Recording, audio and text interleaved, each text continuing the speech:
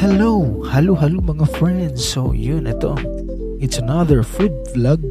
So ito, gawin ko sana tong before and after na segment pero nakalimutan kong i-video yung before. So naging after na lang. So ito, dalawang klaseng pagkain. Yun, ginataang gulay. So ito, may kalabasa, string beans, talong or eggplant at saka okra.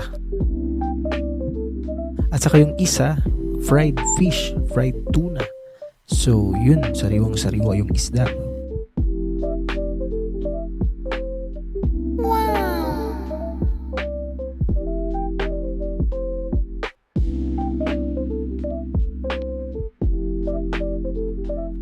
And mga friends, konting palambing lang po.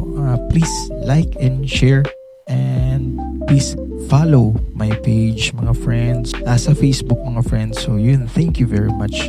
It's a very big help for me. Salamat. Ayun, thank you friends for watching my very short vlog. So okay sana to kung mas mahaba konti kasi hindi ko kasi na video yung preparation ng food. Yung before, naging after na lang agad. So yun, see you sa next food vlog ko, and always mag-ingat tayo. God bless and shalom mga friends. Bye bye.